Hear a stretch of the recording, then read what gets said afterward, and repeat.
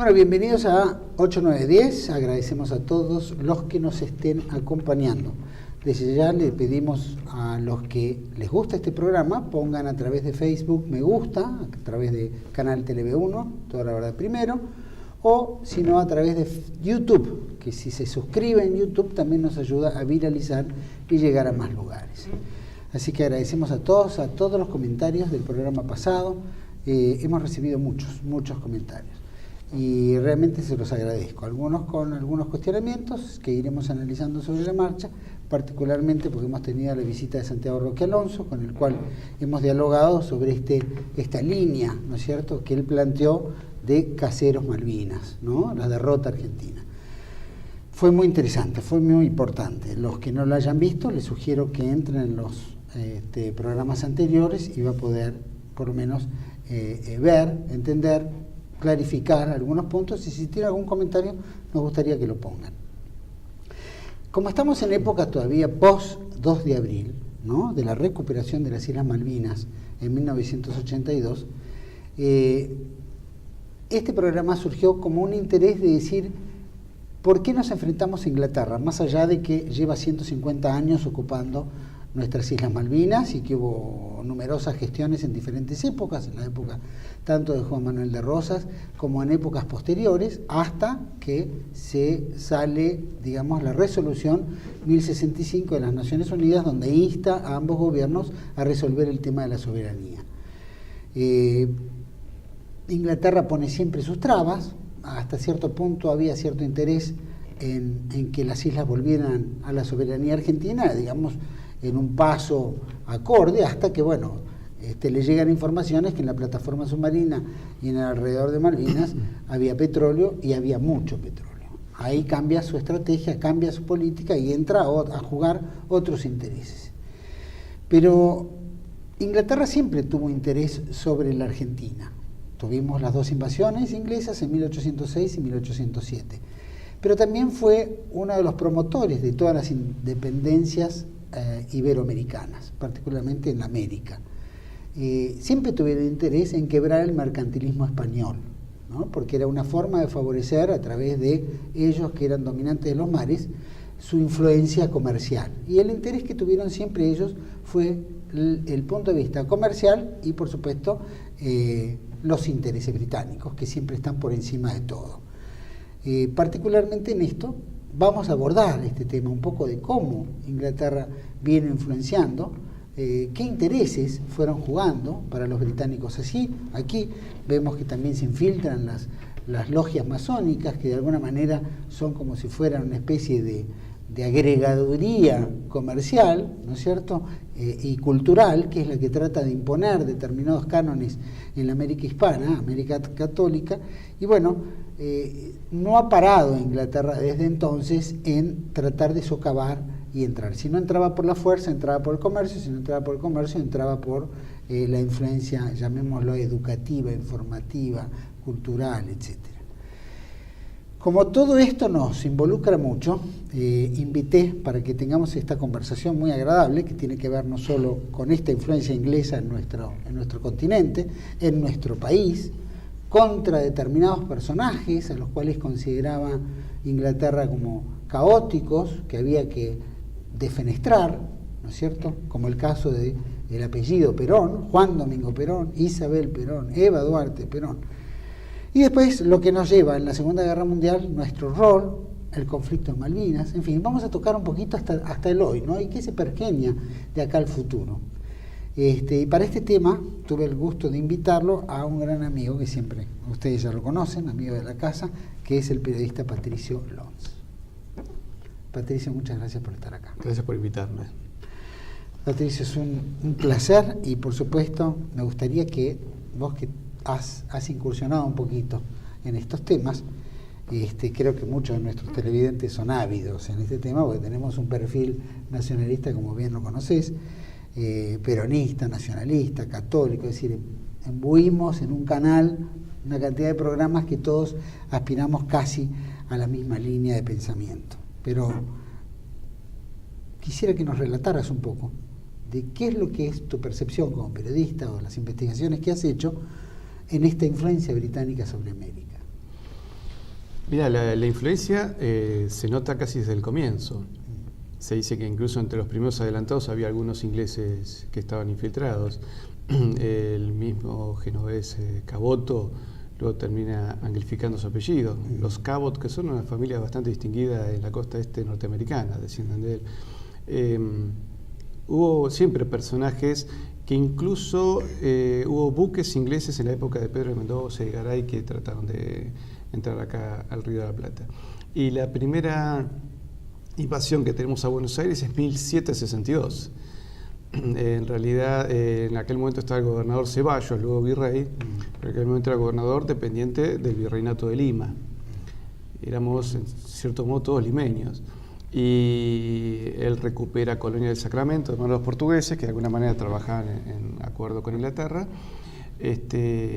Captura a un arquitecto francés que había estado en el diseño de la defensa de Colonia del Sacramento y le explica cómo diseñar las defensas con la artillería a Ceballos. Cuando entra la flota inglesa es cañoneada y se tienen que retirar.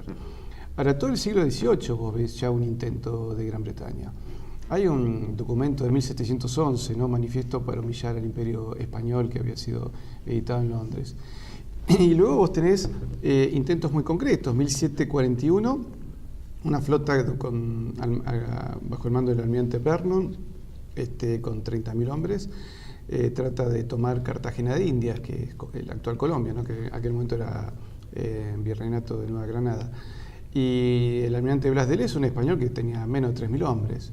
Entre ellos había 600 indios que peleaban con arco y flecha y venció a España. Pero fue la mayor. Fue una batalla extraordinaria. Fue una batalla increíble. Blas de Lezo era un hombre prácticamente. Era el medio hombre. Había perdido un ojo en Tolón, un brazo y una pierna. Y un ojo y una pierna. Sí, el medio hombre. Le decían que terminó siendo hombre y medio. Y la victoria de él sobre Inglaterra es increíble. Sabía que los ingleses traían escaleras, entonces hizo un pozo alrededor de la fosa del fuerte para que quedaran abajo. Así que los fueron demoliendo y se convirtió en una victoria extraordinaria. Eso en 1741, 1762 Buenos Aires, 1780 Inglaterra invade Nicaragua. 5.500 hombres, entre ellos estaba el teniente Nelson, luego almirante. Y la defensa de Nicaragua estaba a cargo de 200 españoles, bajo el mando de una chica de 18 años, que era la hija del comandante español, que el padre muere y le dice, no entregues este fuerte que es del rey. Y ella le dice a los soldados, no pueden ser cobardes, toma un cañón, le pega un cañonazo al jefe inglés, y después de 2 meses de combate termina venciendo España bajo el mando de un adolescente. Y luego tenemos la Primera Guerra de Malvinas, 1770. Hubo otro intento fallido sobre Puerto Rico, que también Inglaterra pierde esa batalla. La Primera Guerra de Malvinas de 1770-71 es también una victoria para las armas españolas, que éramos nosotros, ¿no? Porque algunos se refieren a que esos son triunfos de otro país. No, éramos España. En eso hay que tener mucho cuidado con lo que es la nacionalidad, ¿no es cierto? Nosotros tenemos a veces una visión muy chauvinista, pero hay que entender los personajes del momento. Fíjate, hay una cosa curiosa en nuestra historia. Artigas es el gran héroe uruguayo, pero Artigas nació peruano, porque cuando él nace, la banda oriental pertenecía al virreinato de Lima, al virreinato del Perú, y se sintió argentino toda la vida, nunca se sintió uruguayo. Y luego tenemos 1806, 1807, vuelta obligado, 1833, nos usurpan las Islas Malvinas. A mediados de 1833 el gaucho Rivero las recupera y las sostiene hasta entre enero y marzo de 1834, donde es capturado, llevado a Londres, luego es devuelto y dejado en Montevideo. Así que es una continuidad. Rosas también fue un hombre también hackeado por Gran Bretaña. Y a partir de la batalla de Caseros, 1852 y la Constitución de 1853, ya Argentina pierde la posibilidad de su liderazgo continental, que le queda a Brasil, y se hace una constitución de acuerdo al uso anglosajón, ¿no es cierto? Ahí vemos siempre en los ingleses, particularmente las independencias de nuestros países, vemos una gran influencia financiera, ¿no? Es como que Inglaterra permanentemente trata de socavar el mercantilismo español, romper con el gran imperio en América, Pero también empiezan los grandes préstamos, ¿no? Todos estos españoles o pseudo españoles o pseudo locales, sí, ¿no? Que terminan negociando con Inglaterra y tienen sus agentes como los Perich acá en Argentina, en Buenos Aires, como en tantos otros lugares, donde a través de diferentes bancas como la Rothschild, la Baring Brothers, son los que financian todas estas guerras internas, guerras intestinas, sí, y las independencias. Vos tenés tanto la Compañía de Indias inglesa como la Compañía de Indias escocesa, que es la que más trabaja en el área de Centroamérica. Y por supuesto buena parte de esa banca existe hasta hoy, hasta el gobierno actual, ¿no es cierto? El Barclays Bank tiene relación con que maneja prácticamente la deuda externa argentina, tiene relación con la Barrick Gold, que se quedó con la minería, y a su vez ambas tienen relación con la Falkland Island Company, que usurpa las Islas Malvinas. Entonces han tenido una política bastante coherente y secular, llevan más de 200 años con este procedimiento. Por eso todo gobierno de tinte patriótico ha sido saboteado, el caso de Rosas. Y luego en 1955, acuérdate que Churchill festeja el derrocamiento de Perón como la mayor victoria después del desembarco de Normandía.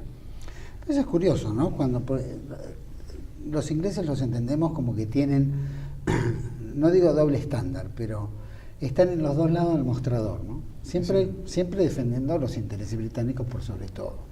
Pero en la época de Rosas, de los que más, digamos, apoyaban la posición de Rosas, que siga gobernando el país, eran también los británicos, al mismo tiempo que del otro lado y porque en algún momento le convenían. Ellos han cambiado de opiniones de un año para el otro, lo que no cambian son de objetivos. En España apoyaban a España contra Napoleón, pero a su vez para apoyar a España hacen firmar el acuerdo Apodaca-Canning, que prácticamente es una sujeción de la economía española a la británica, y además a medida que iban avanzando y venciendo a las fuerzas napoleónicas, iban destruyendo las industrias españolas, iban devastando el mismo país al que decían ayudar.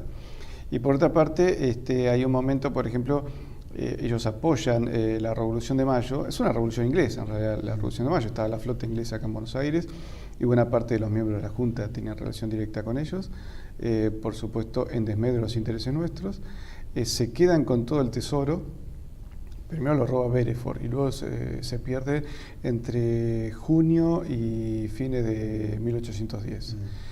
Y en 1813, cuando está la Asamblea General Constituyente, se suponía que era para constituir justamente un nuevo país, Inglaterra retira el apoyo porque todavía no había sido vencido Napoleón, que todavía estaba, digamos, con poder político, ¿no? Recién después de Waterloo, después de 1815, Inglaterra se decide apoyar una serie de independencias que nos disgregaron en 20 y pico de países. Porque si nosotros nos hubiésemos independizado en 3 países, manteniendo a su vez una alianza con España, y seríamos 4 estados poderosos, que trabajaríamos en conjunto y nos apoyaríamos mutuamente, y la usurpación de Malvinas nunca se hubiese dado, porque seríamos de golpe 4 naciones para defender eso.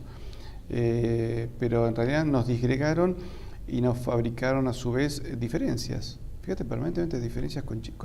¿Alguna vez con España Uruguay reclamó el robo de los fondos públicos hecho por Beresford en Buenos Aires? No, pero además también hay que entender lo que era el Imperio Español. En realidad nunca existió el Imperio Español en estricto sensu, ¿no? Porque era lo que se llamaba monarquía hispánica, porque en realidad todos los estados del resto de la hispanidad eran muy autónomos. Lo que había con España era un sentido de unidad, beneficios comerciales y ayuda militar. Pero después una cultura, lo que trajo España fue una cultura, pero que además el Imperio Español fue transversal, de norte a sur, por lo tanto se tenía que ir adaptando a la geografía, a la flora, a la fauna de cada lugar. No así el inglés, que donde iba implantaba su cultura. También adaptaba cosas locales, ¿no? Uno el hockey, el polo o el té son propios de Pakistán, de la India, de Ceilán. No son productos nativos de Inglaterra, pero sí ellos imponían sus condiciones, ¿no? ¿Cierto? A sangre y fuego, ¿no? ¿Te acuerdas en la India las tejedoras que están en la zona de lo que hoy es Pakistán, que les cortaron el pulgar para que no compitieran con los hilados de Manchester, ¿no es cierto? Así que eran 2 visiones distintas. Donde Inglaterra trató de acabar con la población local. En la India hubo verdaderos genocidios por el tema del hambre, ¿no es cierto? Cuando se dejó de plantar alimentos para plantar opio. En cambio España no. España trajo civilización. O sea que en América había más de 500 lenguas y casi todas eran ágrafas, nadie sabía escribir su propio idioma. Y los primeros diccionarios de lenguas aborígenes lo hicieron sacerdotes españoles. Así que esa es la diferencia entre uno y otro. Y por lo tanto, evidentemente Inglaterra sí tuvo un sentido financiero de las conquistas, ¿no es cierto? Y dejando además tierra rosada. En Estados Unidos prácticamente no quedaron tribus aborígenes. Se hacen reservas, pero era muy difícil y aparte los cepillaron a todos. En Estados Unidos quedan. Los anglosajones el pie, nunca ni se mezclaban, no. Ni tampoco. En Estados Unidos, donde queda algo de sangre aborigen es en el oeste, que era la parte española. Pensá que Estados Unidos creció, las 3/4 partes de Estados Unidos era Imperio Español, era de México. México con la independencia perdió y más del 60% del territorio continental, además perdió Filipinas, Guam y otras islas, ¿no es cierto? Creo que lo que son hoy las Islas Marshall también eran jurisdicción mexicana. Y después nosotros perdimos todos los países de alrededor nuestro, y esos países nos perdieron a nosotros, ¿cierto? Porque no es justo decir nosotros perdimos la banda oriental. La banda oriental también nos perdió a nosotros. Uruguay sería 10 veces más grande si no se hubiese mantenido, Paraguay lo mismo, Bolivia también. Si hubiésemos planificado un estado bioceánico con Chile, Perú y Ecuador, todo eso se perdió. El Pacífico quedó con por lo menos 6, 7 hipótesis de conflicto a partir de la independencia. Y en el fondo en 200 años no hemos salido adelante. Es increíble, pero es verdad, 200 años fueron permanentemente con conflictos internos que también nos impidieron ser nosotros completamente, ¿no? Sí, se perdió nuestra identidad. Después de un pequeño corte, vamos a un pequeño corte y volvemos aquí con Patricia Alonso. Ya volvemos.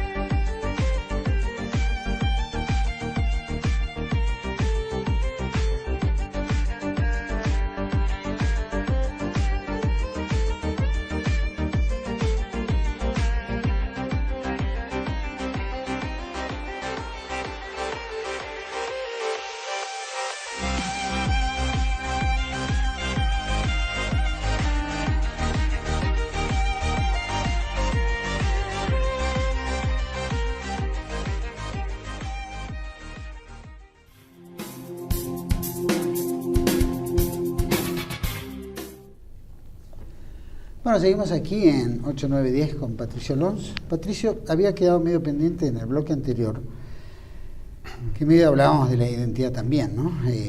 Cómo fuerzas externas siempre impiden a uno poder desarrollarse, uno poder sentirse uno, poder crear su propia identidad. Creo que los ingleses trataron permanentemente de que nosotros, la identidad nuestra fuera la de ellos, ¿no? Sí. Poder borrar de nuestra historia un poquito. Y eso ha gestado coletazos en muchas etapas nuestras. Pero quiero que vos me digas más o menos qué experiencias o qué intereses tenía Inglaterra sobre América, por ejemplo, en el siglo XX. Y bueno, América, sobre nosotros. Sobre nosotros, concretamente, el mercado argentino era uno de los más importantes para los productos británicos. Acá fuimos siempre casi una factoría de ellos. Nosotros a partir de 1810 nos convertimos en una factoría de ellos. En un mercado y una tierra para ser expoliada. Acordate cuando Perón en el destierro dice, yo tengo un país donde no se fabricaban ni siquiera agujas, ¿cierto? Éramos una colonia. Y era cierto eso. De hecho, las telas, yo recuerdo gente de principio del siglo decir que vestían con casimires ingleses. Lo decían con orgullo. Yo decía, pero no podíamos haber desarrollado nosotros eso. ¿Te acuerdas cuando éramos chicos, Villique, que mostraban a Paula Albarracín mostrando Quilaba y con eso le pagó la escuela? Bueno, quiere decir que había acá, aunque sea una industria de telares. Sí. Eso podría haber seguido progresando. Rosa la protege y después de Caseros, con Urquiza se cierran 90.000 pequeños talleres e industrias en todo el país. Y luego durante todo el siglo XX ellos lograron que nosotros nos mantuviéramos neutrales. En la Primera Guerra Mundial, bueno, Irigoyen dice: al que quiera ir a la guerra le doy un barco y vayan a pelear, aunque hubo una batalla en Malvinas. Y en la Segunda Guerra Mundial el gobierno era parte de lo que era la década infame, así que no había ningún sentido. Todavía creo que estaba vigente los acuerdos del Pacto Roca-Runciman y no había ningún interés en participar. Cuando asume un gobierno nacionalista en el 43 y ya la balanza se había inclinado a favor de Inglaterra, así que imposible participar de alguna manera, ¿cierto? Nuestra neutralidad cumple un interés nuestro de mantenernos neutrales en la Segunda Guerra, o fuimos neutrales porque Inglaterra prefería que nosotros fuéramos neutrales. Por supuesto que Inglaterra prefería que fuéramos neutrales, porque en realidad si cualquier argentino pensaba bien, a nosotros por un tema de justicia nos convenía estar del otro lado, ya que Inglaterra actúa como usurpador del territorio insular argentino. Entonces, bueno, por lo menos anularlos. Pero además no creo que estuviésemos en capacidad alguna de haber tenido participación. Como mucho, antes de desatarse la guerra, si le hubiéramos podido vender, no sé, alimentos y combustible a una de las partes en conflicto, pero no lo hicimos. De hecho, se le venía a Inglaterra alimentos. Una de las teorías era de que nuestra neutralidad se mantenía porque éramos el único país que podíamos llevar alimentos a Europa. Claro, nosotros les vendimos alimentos que incluso ellos lo terminaron pagando con material de guerra. ¿No pagaron? ¿Y te acuerdas cuando nos enviaron la flota de Gloster Meteor y todo? Después hubo deudas que no las reconocieron. De ahí que, bueno, Perón, por ejemplo, San Martín se queda, Perón nacionaliza los ferrocarriles, y algunas cosas que eran de interés británico, pero en realidad Inglaterra seguía trabajando sobre nosotros en base a sobre todos los bienes y servicios. ¿Te acuerdas? La empresa de tranvías era inglesa, y los puertos los manejaban ellos, el comercio de carne, cosa que tenemos hoy, porque prácticamente buena parte del comercio agrario nuestro tiene relación directa con empresas británicas, la minería también. Y fíjate que aclaremos a la audiencia, ¿no? Porque la nacionalización de los ferrocarriles tiene que ver con la expropiación, o sea, se pagó por eso. Y a Inglaterra le convenía que se le pagara porque estaba en una situación económica muy difícil. Ellos no nos podían pagar y no nos querían pagar. Y además habían dicho que no nos iban a pagar. Entonces, y viene el famoso, la no convertibilidad de la libra cuando nos debían 3.000 millones. Entonces, de alguna manera nos cobramos con ese tipo de cosas. Pero después, como vos dijiste al comienzo, Inglaterra en su momento quiso hasta negociar Malvinas y demás. Cuando ya vino la misión Shackleton, descubrieron que había petróleo. Ahí creo, no sé si tenemos algunas imágenes de la Antártida, ¿no? Pero Isabel Perón le hace un frente a Inglaterra en ese tema, ¿te acuerdas? El destructor Storni enfrenta al Shackleton. El gobierno de Isabel Perón es el último que toma así cartas en el asunto y declara capital federal en la Antártida Argentina, donde se lleva todo el gabinete y durante 48 horas creo que fue capital. Sí. Y de alguna manera se trabajó para reivindicar. Como soberanía para armar su reunión de gabinete, ¿no? Pero eso fue un acto soberano muy importante. No lo hizo ningún gobierno. No, y te acuerdas que nos llamó la atención, éramos chicos y cuando vimos la presidenta de la Antártida, pero cuando dijeron, no es que va de visita. Ridícula que está con ese traje. ¿Te acuerdas las críticas ridículas? Lo importante, claro, en realidad se estaba asentando un derecho soberano. Y Perón había tenido un problema. ¿Te acuerdas que en un momento una guarnición británica trató de tomar un campamento argentino en Antártida? Los soldados argentinos los repelieron a sangre y fuego. Habían dejado la bandera británica, que los soldados se la tiraron arriba del bote y lo echaron a los ingleses. Y el embajador inglés lo fue a ver a Perón, estando en España, y dice, bueno, ¿cómo se va a arreglar a futuro el problema de la Antártida? ¿Y qué intereses, le dice Perón, tienen ustedes en la Antártida? Y es la continuación de las Islas Malvinas. Y Perón le dice, eso me hace acordar a un hombre que una vez me robó el perro y al día siguiente me vino a pedir el collar. Esa salida de humor criollo que tenía él. Entonces, en realidad la política de ellos sobre nuestros intereses fue permanente. Isabel exige al embajador inglés una explicación. Lo cita el 17 de marzo, Día de San Patricio, para que se presente el día 24 de marzo del 76 en el Congreso Nacional. Y ese día se produce el golpe. Se produce el golpe y al día siguiente acá se acaba el desabastecimiento, Estados Unidos reconoce la Junta, se aprueba un crédito del Fondo Monetario Internacional y se calman las aguas. Evidentemente, el proyecto inglés era acabar con la Argentina industrial. De verdad que le decían, hay que acabar con la Argentina industrial que dejó Perón, ya sea con una guerra civil devastadora o una guerra externa. Y de alguna manera nos hicieron las dos cosas, ¿no es cierto? No, ya venía con Churchill también, ¿no es cierto? Por supuesto. Con la idea fija de la tercera posición que había que terminar con el peronismo. Por eso, porque además no te olvides que la imagen de Perón tenía un liderazgo, digamos, a nivel continental muy fuerte y a nivel mundial. Hoy en día hay un partido peronista, creo que en Polonia, y Marine Le Pen, que él es representa el nacionalismo francés, le preguntaron si era de izquierda o de derecha, y dijo, no, yo hago peronismo a la francesa. Entonces, uno incluso a veces habla con nacionalistas españoles y todos hablan bien de Perón, ¿cierto? Tal vez por un tema de agradecimiento, pero de alguna manera sienten también una identificación. Ahora tenían los ingleses la idea fija con Perón, ¿no? Sí, yo creo que le dijeron que no lo iban a dejar descansar ni después de muerto. Y te acuerdas que él dijo, me hago cortar las manos antes de endeudar al país. Y le cortaron las manos al cadáver. Eso yo creo que ha sido simbólico, ¿no es cierto? ¿No tiene que ver con las logias, con algo? Yo presumo que algo de eso hay, ¿no es cierto?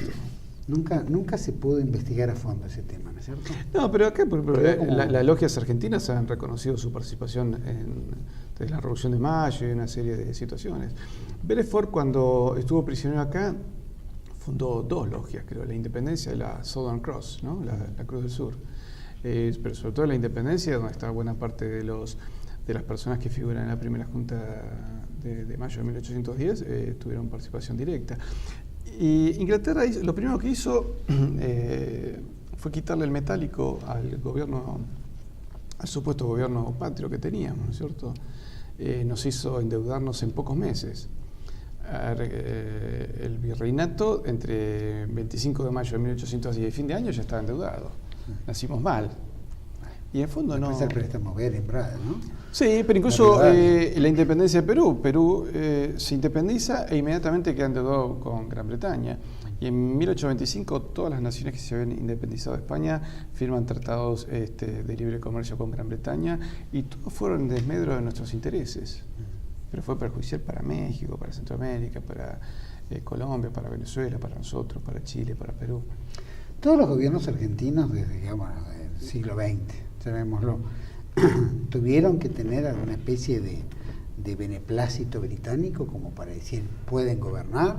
¿Y te acordás había algo? Porque se decía de que cada presidente que asumía tenía que entregarle al embajador británico la lista de ministros y qué sé yo, y que la reina lo aprobaba o no lo aprobaba. Cuando asume Irigoyen, sí, hay algo de eso. Cuando asume Irigoyen, llega, creo que, no sé, el embajador británico, no, creo que el presidente de la Cámara de Comercio argentino-británica, y le presenta la terna de candidatos a ministros, a Irigoyen, la terna de ministros de Economía que podía elegir.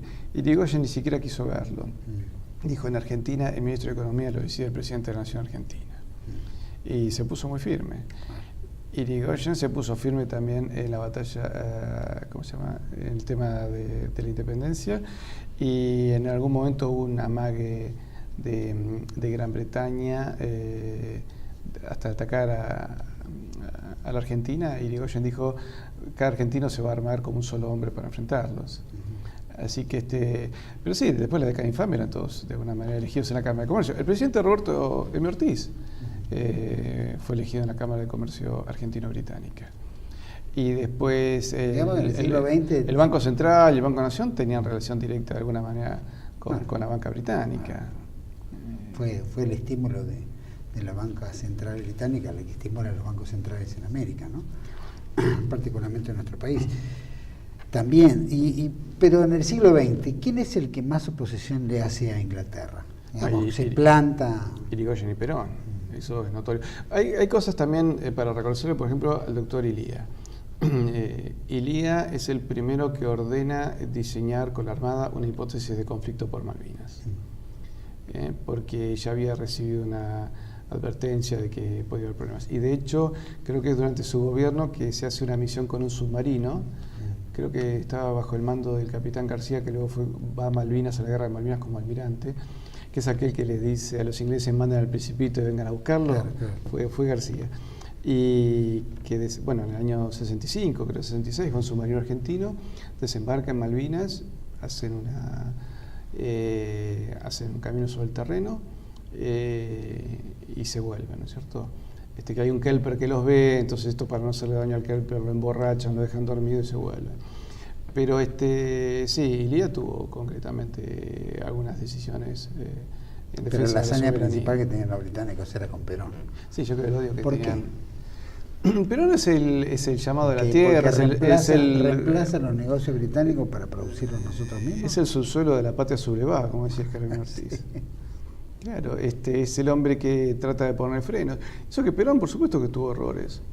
Algunos le hacen, sobre Perón se hacen análisis, pero no cambió tal estructura, no cambió tal otra, o los próceres que eligió para los ferrocarriles. Pero es que no hay que pedirle a un gobernante que no cometa errores. Por supuesto que Perón cometió errores, pero además es muy humano cometerlo. Yo creo que no tenemos ningún personaje en la historia de todos los que podemos admirar o que nos pueden interesar que no haya cometido errores. Tomá los grandes hombres de la historia, que no sé, comenzás si querés de Nabucodonosor o Julio César a la fecha, y todos han tenido errores. Y Perón los tuvo, por supuesto, pero creo que les hizo frente concretamente en cuanto a muchísimos intereses. Si no hubiese estado hostigado y hubiese podido tener una continuidad, y si hubiese ahorrado algunos errores, creo que hubiese podido darle un cambio definitivo a la Argentina. Los ingleses tienen una tendencia de respetar a quienes los desafían, ¿no? Sí, también. El hecho de que Rosas, ¿no?, los enfrenta, aunque tuvo sus negocios con Inglaterra, pero bueno, cuando tuvo que ver la soberanía nacional, él se acomodó se plantó bien a la soberanía nacional. Y cuando hubo que defenderla, la defendió. Pero había un escritor indio que una vez decía que los ingleses admiran a quienes los desafían, ¿no? Entonces tienen como cierta admiración. La prueba está en poscasero, Rosas es recibido como jefe de Estado en Inglaterra. No es que va, sí, no va escondido ni con un salvoconducto, sino lo reciben como jefe de Estado. Y vemos después del conflicto en Malvinas que también los ingleses, especialmente de muchas armas, han salido a reconocer el valor de tanto los aviadores argentinos como los combatientes en terreno, de ejército, fuerza aérea y marina. Y han hecho elogios muy importantes, que sí, ni siquiera los han hecho acá internamente. Y creo que hasta gracias al aporte británico, a la ayuda británica, se logró hacer el monumento de Darwin en Malvinas, en el cementerio, que Argentina no está dispuesta a colaborar. Bueno, mira, hace poco se encontró el cadáver de un piloto y los ingleses lo enterraron con honores militares y con bandera argentina, comunicándosele a la familia, y es muy emotivo. Lo enterraron en Darwin, sí, sí, porque podían haber dicho llévenselo. Está en internet eso, sí, en Darwin. Después el mayor Norman, cuando Giaquino estaba herido y se rinden, y había que trasladarlo a Giaquino y no había una camilla, Norman arranca una puerta para usar la camilla y poder cargarlo, y ayuda a cargarlo. Sí, ellos han tenido... Mirá, en la guerra de Malvinas hay una carta de David Tinker, un marino inglés, que le escribe a la mujer y dice que le asombra el heroísmo de los pilotos argentinos que vuelan más allá de sus posibilidades, aún sabiendo que no tienen helicópteros que los puedan ir a buscar si caen. Entonces, Tinker es un amigo que muere. Digo lamentablemente porque tuvo una carta realmente que valía la pena. Y después al almirante Robacio, que los enfrentó victoriosamente con el batallón de infantería de Marina 5, que los ingleses no podían superar esa posición. Lo invitaron varias veces a Inglaterra, al final aceptó, después de muchas invitaciones, y lo recibieron muy bien, y los generales ingleses le dijeron que ellos... les sorprendía que él no los hubiese contraatacado, porque si él contraatacaba, los ingleses perdían por lo menos ese combate. Y a Delepiane, el brigadier argentino, que también fue el que bombardeó el campamento del general Moore, lo recibieron muy bien en las academias militares inglesas, y conocían todo su currículum. Y hay una historia curiosa también de un médico del ejército inglés, Richard Jolly, que él atiende a los combatientes argentinos del combate de Top Malo House, entre ellos al entonces teniente Losito, hoy coronel y preso por este régimen. Esas incongruencias que tiene, por supuesto, este gobierno kirchnerista, ¿no? O la congruencia con ser un gobierno que digamos, los montoneros tuvieron también su relación con armamento que reciben de Gran Bretaña. Ellos se la pasaron tratando de sabotear también el retorno de Perón, así que en realidad formaron parte de ese juego. Pero debe ser el único gobierno en el mundo que acusa de lesa humanidad a veteranos y héroes de guerra. Eso es lo más sorprendente. Yo creo que no existe en ninguna parte del mundo. Mira, hay algo muy triste, me acuerdo cuando muere el almirante Carlos Busser, único almirante que rindió una guarnición británica en todo el siglo XX. Claro. Y me acuerdo que fui al velatorio y un chico adolescente decía, qué triste, decía él mirando la calle, ¿no? Le digo, ¿por qué? Le digo, porque toda esta gente que pasa por la calle no sabe que acá están velando a un héroe nacional, ¿no es cierto? Yo creo que ya su alma descansa con Liniers, me dice. Pero es cierto, murió y fue enterrado sin pena ni gloria, solamente algunos viejos marinos. No, nada, el jefe de la Armada mandó apenas una esquela vergonzante a la familia Busser y nada más. Se lo hicieron también a Mohamed Ali Zainuddin también. Sí, y es más, al capitán Robacio, que ni siquiera tenía ningún tema con la justicia, también murió y totalmente en el anonimato. Pero te decía, este médico inglés, Richard Jolly, lo atiende al teniente Losito, y cuando Losito fue preso, él escribe una carta hablando de la caballerosidad de Losito como enemigo, ¿no es cierto? Y Richard Jolly es el único caso condecorado por ambos países, porque atendió también a los prisioneros argentinos, que con un permiso de la reina, él recibe una condecoración argentina. Lo cual está bien. Y tiene un homónimo en la Marina Argentina. Hay un médico en la Marina Argentina que es Ricardo Jolly también, que creo que son primos lejanos. Pero creo que sí, se ha perdido la experiencia, porque toda nación que tiene una derrota militar, ¿qué hace? Restaña sus heridas, piensa, ¿no es cierto?, cómo recuperarse, piensa lo que ha perdido y piensa lo que geopolíticamente va a perder. Y Malvinas no es un mero hecho militar como siento que hubo en la historia de la humanidad.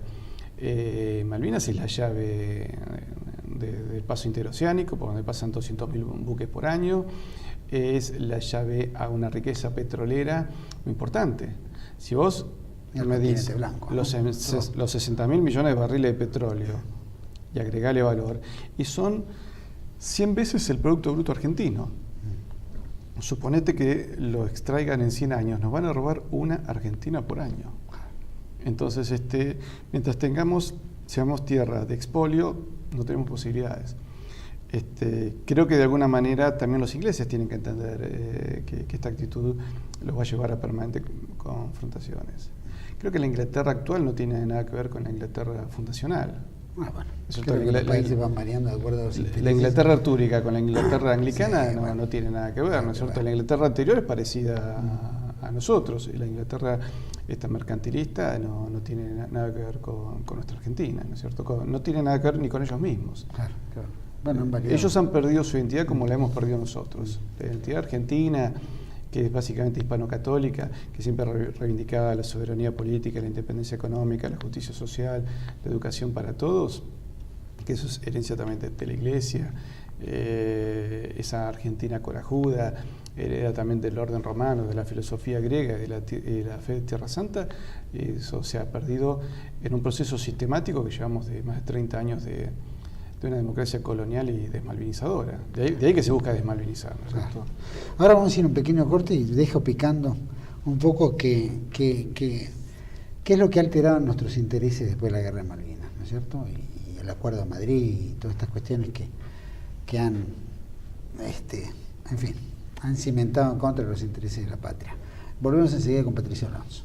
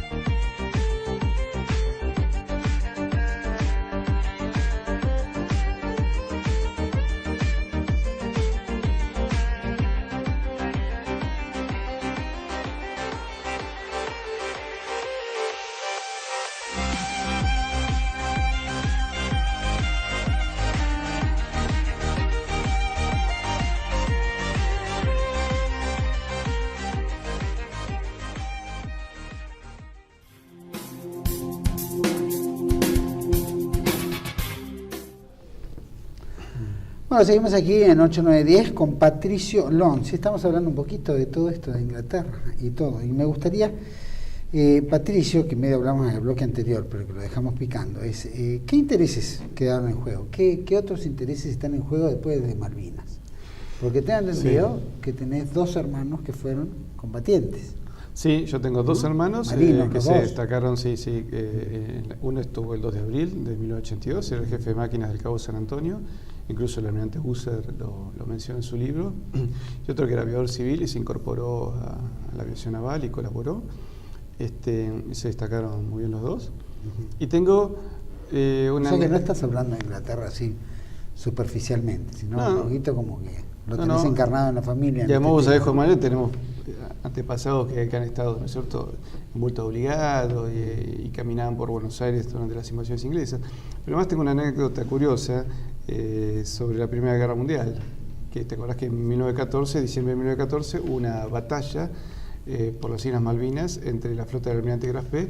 Bueno, sí, tengo un tío bisabuelo mío que murió en la batalla de las Malvinas de la Primera Guerra Mundial. Ah, mira. Así que eso pocos argentinos saben de que hubo una batalla entre la flota imperial del Kaiser y la flota inglesa en Malvinas, que venían peleando desde el lado de Chile, ¿cierto? Y terminan ahí en un combate que lamentablemente fue victorioso para los ingleses. Lamentablemente dijiste. Sí, fue claro. Me hubiera gustado que mis abuelos sobreviviesen, ¿cierto? Patricio, ¿qué perdimos? ¿Qué intereses fueron en juego? Y mirá, vos me dirás Argentina. Argentina son 3 millones de kilómetros cuadrados de continente y 7 millones de kilómetros cuadrados de agua, Antártida e islas.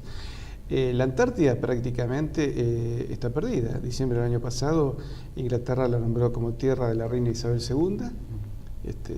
No sé, creo que tenías unas imágenes de eso, y cómo es, y prácticamente se ha perdido casi toda la Antártida. Y por otra parte, el mar argentino está ocupado de acuerdo a los negocios británicos. Toda la pesca, toda la prospección petrolera, todo eso se hace en base a los intereses británicos. Lo que pudimos un grupo de civiles fue impulsar en su momento la ley Gaucho Rivero, que prohíbe abastecer en puertos argentinos, en puertos patagónicos, a la flota, a los buques ingleses que vienen a hacer explotación del mar argentino. Una ley que, bueno, después no sé cómo el gobierno se la apropió como si fuera mérito de ellos, pero no lo es. Lo que tiene costumbre nuestro gobierno es que no importa sacar la ley, que parece que es muy patriótica. El tema es que ellos sacan la ley, pero ellos mismos no la respetan. Entonces da igual la ley, para ellos se burlan de la ley como se burlan de lo hoy en día, ¿no? Sí, la ley fue un impulso de grupos civiles, para calmar a la gente. Pero después el gobierno nacional la incumple. Permitió al barco británico permanentemente anclar en puertos. Sí. Ojo, se ha logrado impedirle el abastecimiento a un grupo grande de buques, pero vuelta a vuelta es violado eso. Pero decime, todo esto el grueso, yo creo que el grueso es digamos, los intereses petrolíferos, los intereses metalíferos. ¿Todo esto está involucrado dentro de lo que se llaman los acuerdos de Madrid? Y claro, porque ahí se firmó prácticamente... Hablamos del acuerdo de Madrid, era el paraguas famoso de paz con Inglaterra que había firmado Menem y Domingo Felipe Cavallo en 1989, diciembre de 1989 o noviembre, y febrero de 1990. Que es el acuerdo, ese famoso paraguas donde vamos a poner todo de acuerdo, y al final terminamos resolviéndole a los ingleses prácticamente todos los problemas, según hablaba el almirante Busser. Claro, ¿te acuerdas del socialista Felipe Español? Le dijo a Menem: ¿querés empezar bien? Arreglar tus dificultades con Gran Bretaña. ¿Querés negociar con Europa? Tenés que sentarte a negociar con Inglaterra. Entonces, una vez que digamos, demuestra que sos un buen vasallo, se te abrirán puertas para inversiones y demás. Inversiones que significó la pérdida del patrimonio argentino, porque toda la riqueza que se privatizó por un valor equivalente al 1%. Pagaron con bonos de la deuda, en el fondo habían hecho un valor de libros de $1 billón. Sí, $1 billón. $1 billón. Y se pagaron en efectivo, que los $10.000 millones y luego papel. El 2,6%, 26.000 sí, millones. Pero de los 26.000, creo 10.000 eran en dinero y el resto eran bonos de la deuda. 30% en divisa real y 70% en papeles de deuda. Entonces te imaginas que hicimos un pésimo negocio. Lo que se tenía que haber hecho es cambiar el gerenciamiento y desarrollarlo como corresponde.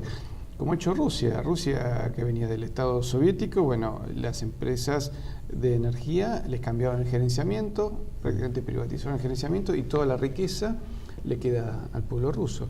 Acá se tendría que haber hecho lo mismo.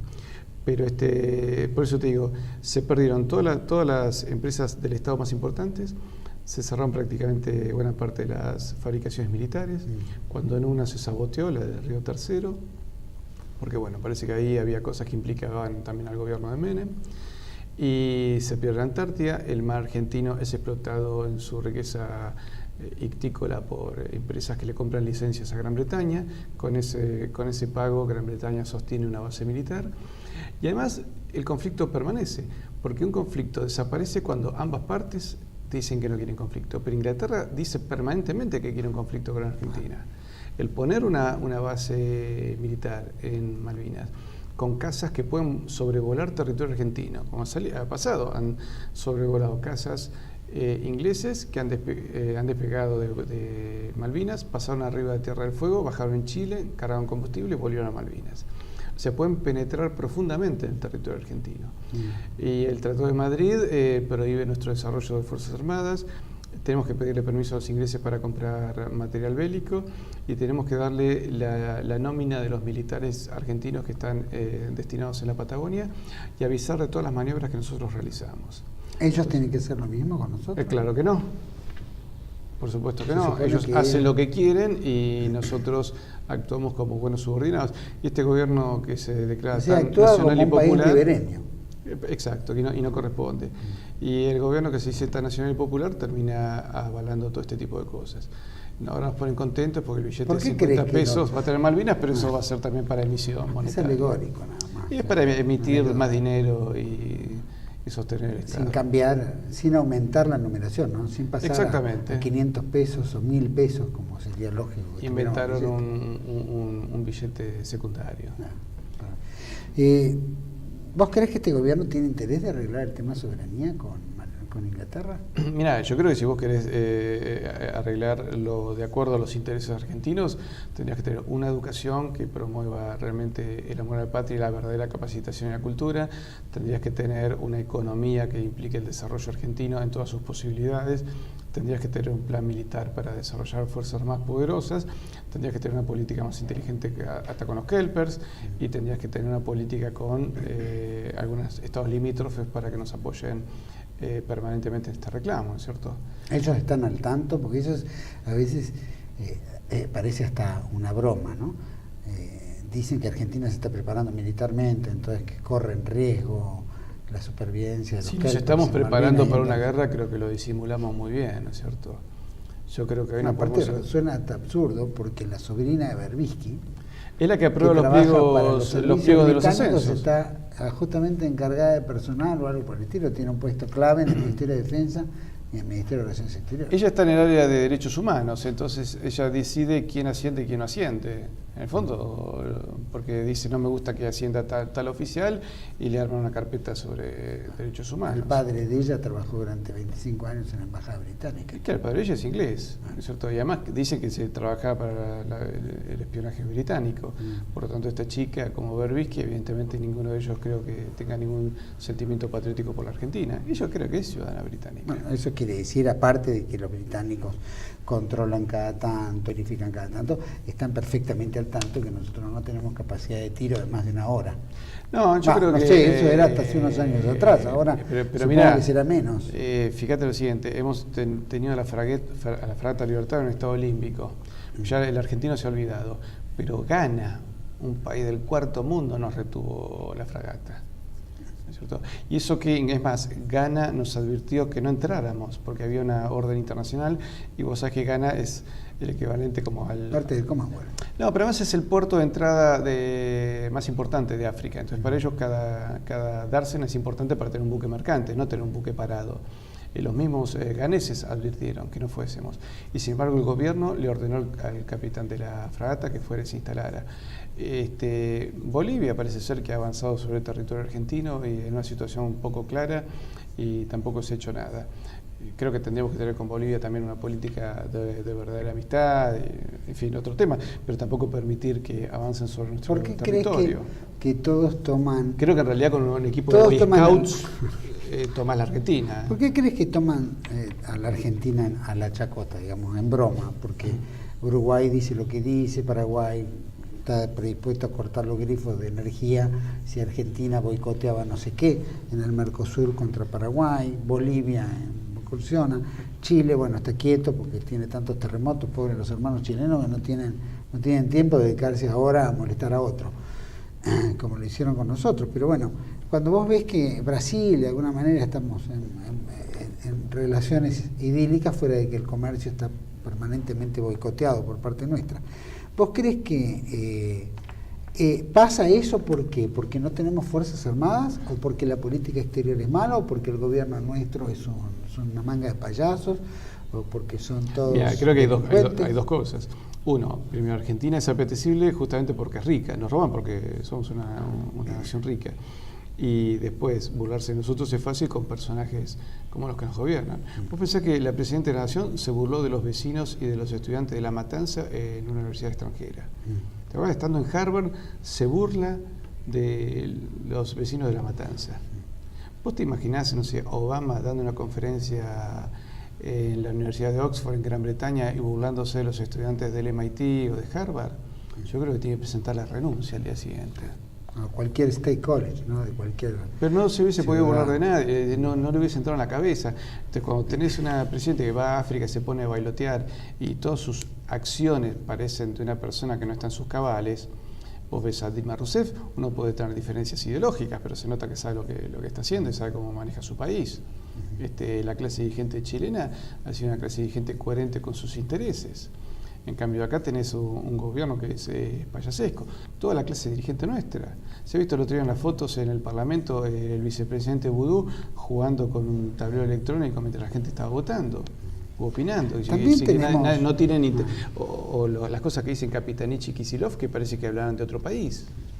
Hay un tema mediático que muy rápido vamos a hacerlo porque ya nos tenemos que ir. Un tema mediático donde de repente uno ve Clarín, Nación o alguno de los periódicos diarios y vemos gran conflicto de los maestros, piquete no sé cuánto, muertes en la calle, asesinatos, robos, qué sé yo, todos estos conflictos, todos los delitos permanentes que salen de nuestros funcionarios públicos, empezando por el vicepresidente de la Nación, ni te cuento la presidenta, pero bueno, todos los delitos de los funcionarios, en fin, lo único que cuando uno lee el diario uno se queda como impactado en tanta porquería.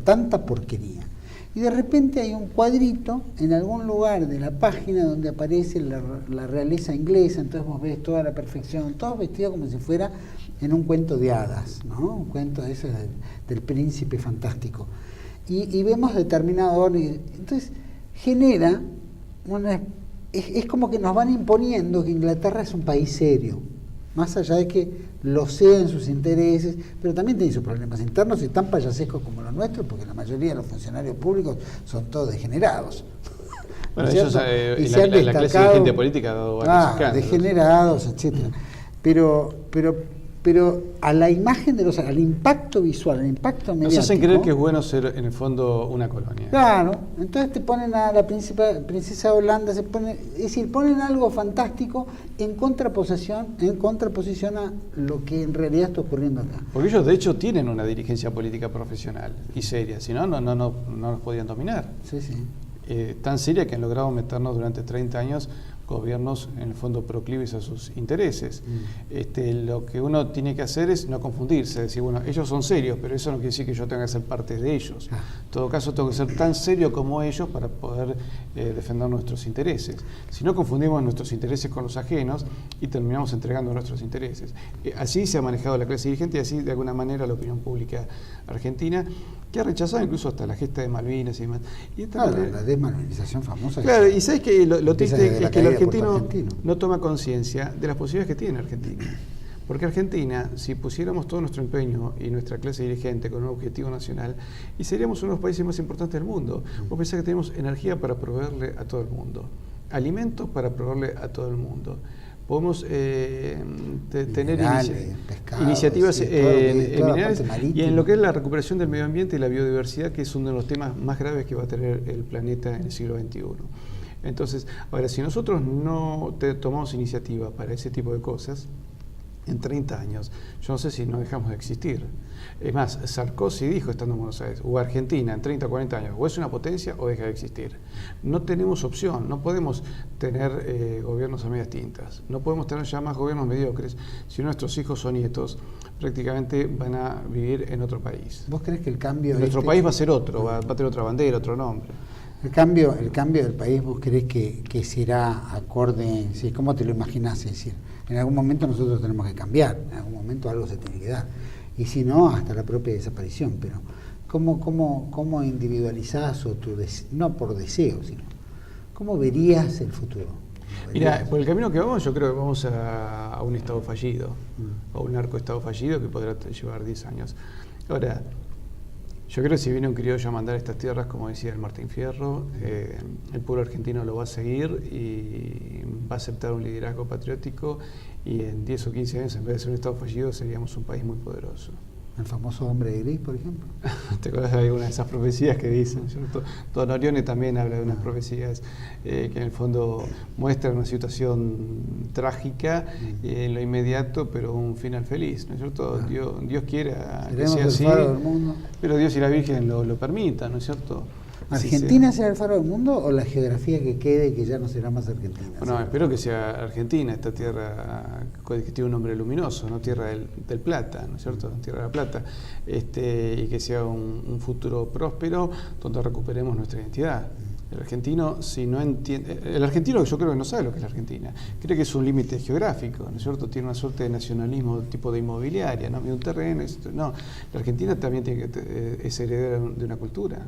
Lo que te decía antes, ¿no? Del esfuerzo español, el orden romano, la filosofía griega, la fe de Tierra Santa.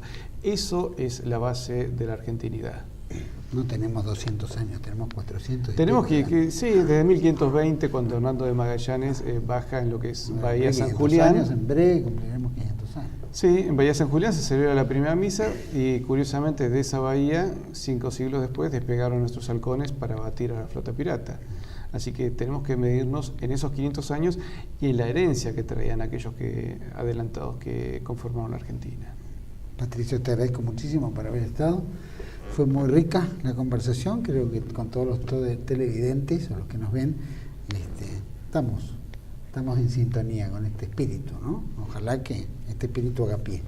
Ojalá que Argentina se recupere, Dios quiera. Dios quiera. Te agradezco mucho por haber estado. Gracias a vos.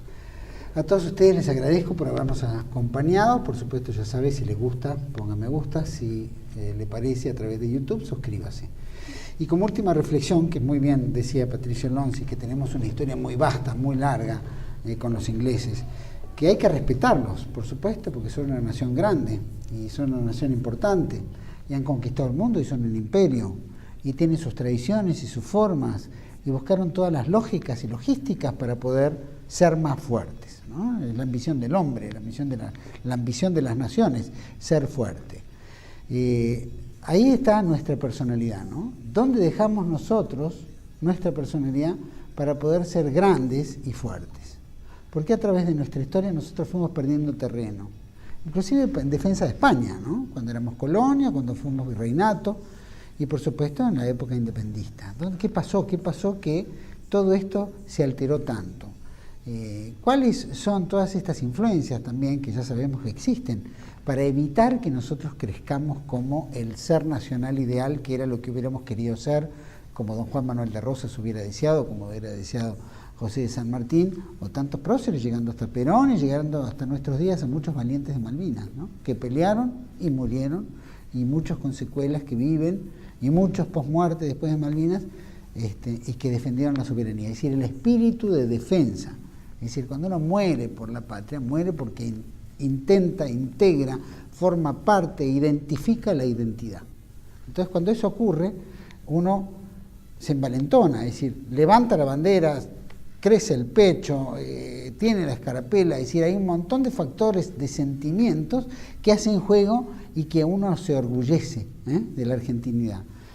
Hoy la Argentina no es meramente, o se siente, con toda esta desmalvinización, esta influencia internacional, los medios de comunicación, los cipayos internos, la masonería, la prensa, todo lo que trabaja en contra de nuestra propia identidad, en contra de nuestro propio ser, no nos permite crecer, no nos permite identificar, no nos permite ser. Vasallan nuestra cultura y entonces estamos convencidos que Argentina es un país bananero, que nos morimos de hambre porque estamos viviendo todos en las urbes, que la delincuencia que no se frena, es decir, todo lo que la democracia esta podrida, colonialista, que nos trajo Margaret Thatcher en adelante, desde el 83 en adelante, o desde la caída de Puerto Argentina, empecemos, cómo todo esto se fue acelerando, ¿no? Cómo fue coartando el ser nosotros, y el pensar en nosotros como una gran nación.